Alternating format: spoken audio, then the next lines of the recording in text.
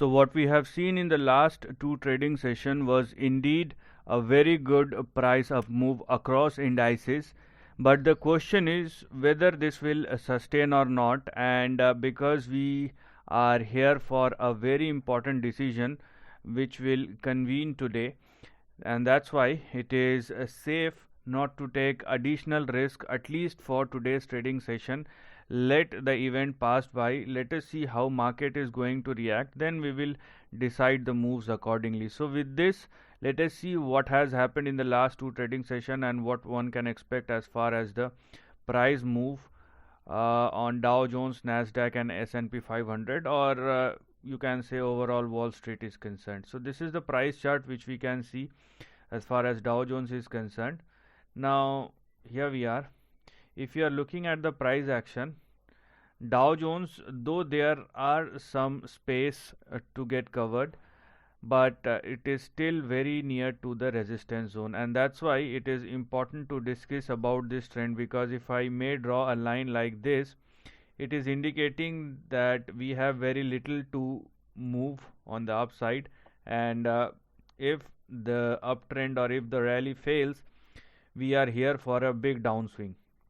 That's also an indication, and that is why if you want to go long, then keep your target at 32,900, 32,920, somewhere in between that, because this will become the resistance. If there is a breakout like this, that is something which we need to look at, but because there is a very important event, and this is one of the most important event after the banks or US banks started shaking up, so please don't take unnecessary risk.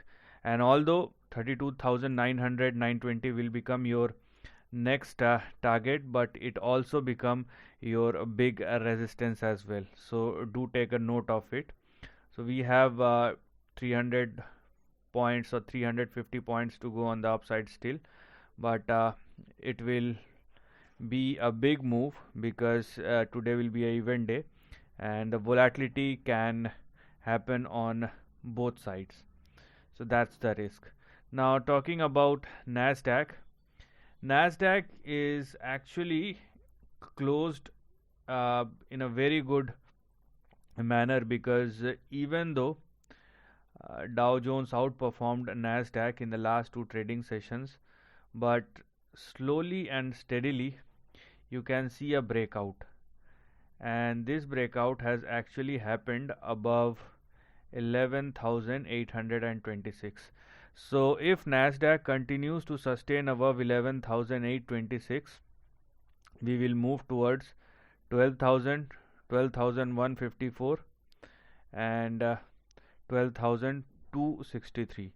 So these two views are completely contrast.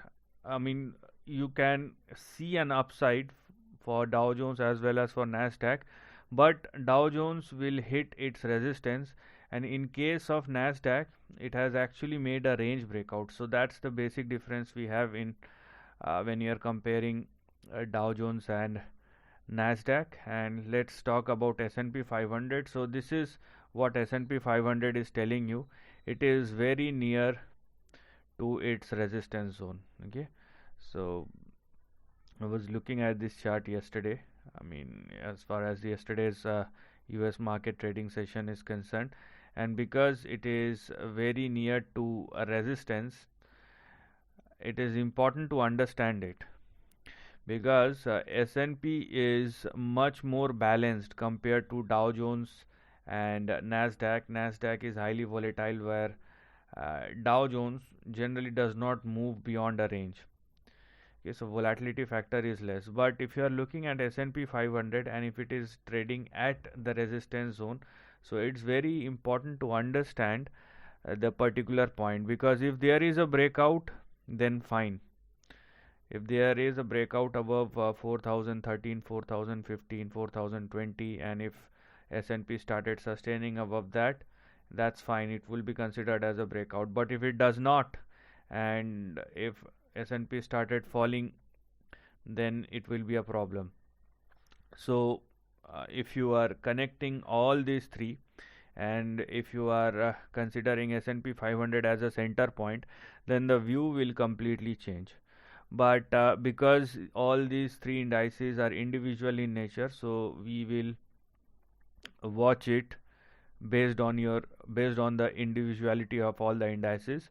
So overall, Dow Jones has some bounce back, a range breakout in Nasdaq, where S&P 500 trading at its resistance. So this is the end of the video. Thanks for watching.